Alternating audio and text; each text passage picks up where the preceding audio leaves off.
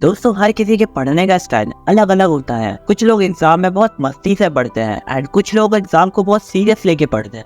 दूसरी तरफ कुछ लोग अपने एग्जाम टाइम में बहुत ज़्यादा देर तक पढ़ते हैं एंड कुछ लोग बहुत कम देर तक पढ़ते हैं। और उसी तरह सबके मार्क्स भी डिफरेंट आते हैं एग्जाम में। बट इस वीडियो के जरिए मैं आपको कुछ ऐसा मेथड बताने वाला हूँ जिनको फॉलो करके अगर आप अपने एग्जाम्स के लिए पढ़ते हो देन आप अपने एग्जाम के लिए बहुत एफिशिएंट स्टडी कर पाओगे। और ये सारे मेथड मैंने efficiency, time management and interest को ध्यान रखते हुए बनाए हैं। तो चाहे आप किसी भी तरीके से स्टडी करते हो बट आप लोग इन सारे मेथड को फॉलो कर सकते हो। तो without wasting any time let's get started. Number 1, अब अगर आपको एक अच्छे तरीके से स्टडी करनी ही है अपने एग्जाम के लिए देन आपके पास दो मेथड आते हैं। पहला है हार्ड स्टडी एंड दूसरा है क्वालिटी स्टडी। बट इस बात का ध्यान रखना कि आप इन दोनों में से सिर्फ एक ही मेथड से स्टडी कर पाओगे। जिसमें सबसे पहला तरीका है हार्ड स्टडी का, जिसमें आपको एग्जाम के टाइम पर अपना सारा टाइम सिर्फ स्टडी को ही देना है एंड कोशिश करनी है आप अपने पोटेंशियल के अकॉर्डिंग जितनी देर स्टडी कर सकते हो उतनी देर स्टडी करो। ये मेथड बहुत अच्छा भी है बट इसमें आपको बहुत हाई लेवल का कंसंट्रेशन चाहिए ताकि आप बहुत देर तक स्टडी कर सको। एंड इस टॉपिक पे मैंने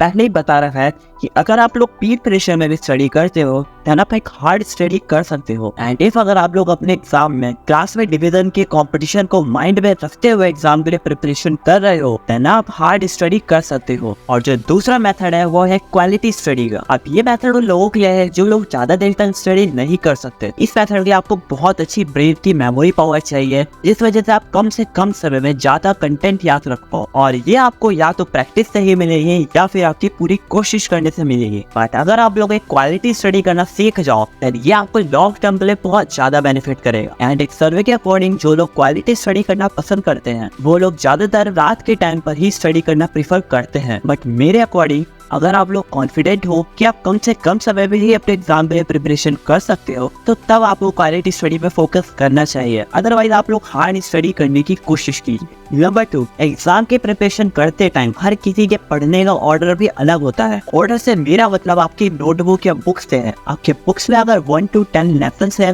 तो कुछ लोग प्रीफर करेंगे डिसेंडिंग ऑर्डर में पढ़ना। लाइक सबसे पहले वो 10th लेसन को पढ़ना प्रीफर करेंगे, then 9th lesson, then 8th lesson. और अदर हैंड कुछ लोग ऐसे भी होते हैं जो लोग असेंडिंग ऑर्डर में पढ़ना पसंद करते हैं, like first lesson, second lesson and third lesson. इसी के साथ एक थर्ड कैटेगरी और भी होती है जिसमें कुछ लोग ये प्रेफर करते हैं कि जो लोग की जो इजी चैप्टर्स है वो लोग पहले याद करें एंड उनमें से कुछ सेलेक्टेड लेसन्स को निकाल लेते हैं और उसी वो प्रिपेयर करते हैं। एंड उसके बाद अगर उनके पास टाइम बचता है देन वो हार्ड लेसन की तरफ मूव ऑन करते हैं। बट मैं आपको बताता हूँ कि एक सही ऑर्डर क्या है स्टडी करने का। देखो, साइंटिफिकली देखा जाए एंड लॉजिकली भी देखा जाए तो जब बुक क्रिएट होती है तो वो एक इजी चैप्टर से क्रिएट होती है। देन उसके बाद के जो चैप्टर्स होते हैं वो थोड़े बहुत हार्ड होते चले जाते हैं। एंड उसी के साथ साथ जो लास्ट चैप्टर होता है वो फर्स्ट चैप्टर से कई गुना हार्ड भी होता है। बट उन लेसन्स के बीच में डिफिकल्टी का इतना माइनर डिफरेंस होता है कि आप लोग उसे सेम क्लास में ऑब्जर्व नहीं कर पाते। लेकिन अगर आप लोग पहले ही हार्ड चैप्टर स्टडी करना शुरू कर दोगे एंड आप डिसअपॉइंट हो जाओगे कि आपको तो ये स्टार्टिंग से ही हार्ड लगना शुरू हो रहा है देन आप आगे के चैप्टर्स के लिए कॉन्फिडेंट बिल्ड नहीं कर पाओ, जो कि आपके स्टडी के प्रिपरेशन को खराब कर सकता है। तो इसलिए आप आज से असेंडिंग ऑर्डर में स्टडी करना शुरू कर दो एंड ट्राई करो एक भी लेसन को मिस ना कर देगी। चाहे उस लेसन में आप कम टाइम दो लेकिन आप उस चैप्टर को एक बार ओवरलुक तो जरूर करना। और ना ही आपको ऐसा करना है कि जो चैप्टर्स आपको आसान लगते हैं वो पहले कर रहे हैं। आपको बुक के अकॉर्डिंग जो सिस्टमैटिक ऑर्डर में आपको चैप्टर दिए गए हैं आपको उसी के अकॉर्डिंग पढ़ना शुरू करना है। नंबर 3, अब ये चीज स्टूडेंट्स के बीच बहुत ज्यादा ही कॉमन है कि कुछ स्टूडेंट्स जब स्टडी करना शुरू करते हैं एंड जब उनके पास टाइम कम बचता है देन वो चैप्टर्स को स्किप करना शुरू कर देते हैं और उसी के साथ साथ कुछ कंटेंट या कुछ इंपॉर्टेंट टॉपिक्स भी स्किप करना शुरू कर देते हैं। एंड ये सही तरीका भी बिल्कुल नहीं है क्योंकि इस तरीके से आप कई बार बहुत सारे ऐसे टॉपिक मिस कर देते हो क्योंकि आपके एग्जाम में आ जाते हैं। एंड इफ अगर आप लोगों के पास टाइम कम बचता है प्रिपरेशन करने का देन ये टाइम मैनेजमेंट आपको पहले से ही करना है। आपको पता होना चाहिए कि आप कितने चैप्टर से एक सब्जेक्ट्स में बचे हैं याद करने के लिए एंड कितना कंटेंट आपका बचा हुआ है। उसके अकॉर्डिंग आपको टाइम को मैनेज करना है एंड उतना टाइम अपने उस सब्जेक्ट्स को देना है ताकि आप कभी भी टाइम की कमी की वजह से कभी भी कोई चैप्टर मिस ना करो। नंबर 4, अब ये assumption तो हर कोई स्टूडेंट्स लगाता ही होगा कि ये टॉपिक बहुत ज्यादा ही इम्पोर्टेंट है एग्जाम के प्रोस्पेक्टिव से, एंड वो लोग पहले वही चीजें याद करते हैं जो लोग उनको इम्पोर्टेंट लगती है। अब यहाँ पर मैं किसी भी स्टूडेंट के assumptions को गलत नहीं बोल रहा हूँ। कुछ स्टूडेंट इतने इंटेलिजेंट होते हैं एंड